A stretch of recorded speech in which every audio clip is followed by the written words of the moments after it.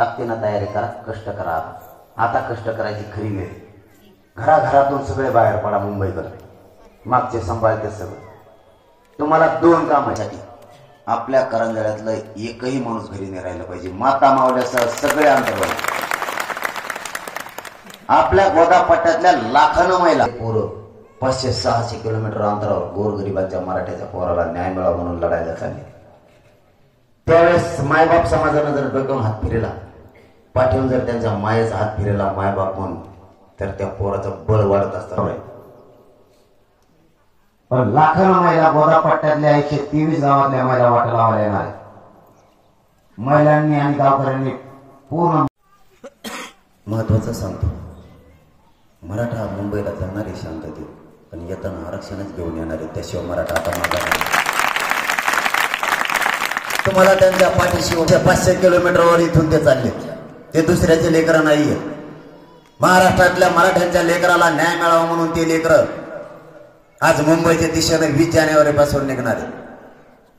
आपल्या जळगावातल्या सगळ्या मायबाप मराठ्यांना, माझ्या घराघरातल्या मराठ्यांच्या पोरांचा फायदा आहे. ज्यांचे पोरं शिकतात ना, त्यांच्या आईबापाला एकदा विचारून बघा, 1% हुकलेल्या पोराची काय दशा झाली.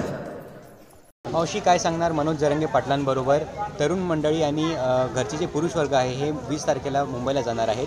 काय सांगणार, तुमची तयारी कशी आणि तुम्ही सज्ज आहात का? माझं नाव गंगूबाई अंबादास बुलबुले. मी ओबीसीचे. या महिला सगळ्या माझ्या पाठीमागे आहेत.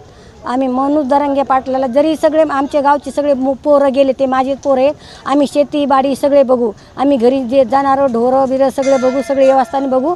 आणि स्वामी समर्था माझ्या कपिलेश्वराला एकच विनंती करते की 1 मराठा लाख मराठा 100% आरक्षण आज मिळालं पाहिजे, अशी प्रार्थना रोजची रोज करत जाऊ. आम्ही ह्या सगळ्या ज्या मुले ते स्वामी समर्थाचे रोजची 11 माळी जप करते की मराठाला आरक्षण भेटावं म्हणून.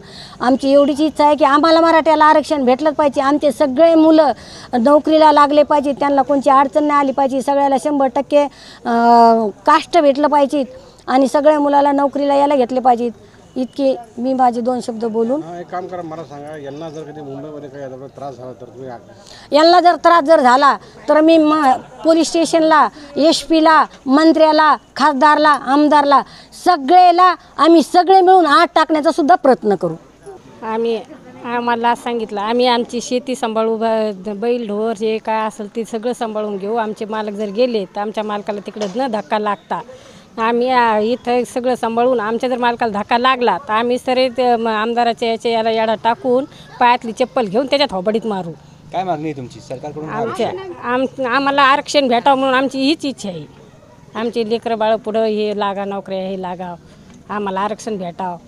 त्यामुळं आमच्या जर लेकराला काही हे जर झालं जाणाऱ्या पोहरायला तर आम्ही त्यांची हे इथे गावातसुद्धा त्याला येऊ देणार नाही. मनोज पाटलांनी सांगितलं की 20 तारखेला ते दौरा घेऊन मुंबईला जाणार आहे.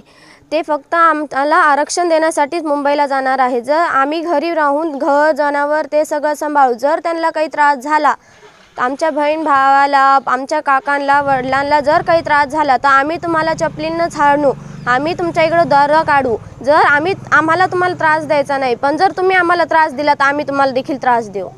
आम्हाला त्यांनी सांगितलं की आम्ही 20 तारखेला मुंबईला जाणार आहे. तर तिकडे काही माझ्या भावाला बहिणीला काही झालं तर आम्ही साऱ्या जनतेला येडा घालू. तर आम्ही शेती ढोरं सगळे सांभाळू. तर तिथं वेळ आली तर आम्ही पोलिसात पण जाऊ. आणि त्यांनी माझ्या भावा बहिणीला काही केलं तर मी चप्पल काढू त्याला हानी. तर काय वाटतं तुला आरक्षणाबद्दल? आरक्षणाबद्दल आम्हाला असं वाटतं आम्हाला सगळ्याला आरक्षण भेटावं. आम्ही खूप शिकावं. आणि माझे जरांगे पाटील त्यांनी खूप आमच्यासाठी खूप कष्ट केलेत. 10 दिवस उपाशी राहिले, त्यांना कोणीच काही हे होईना.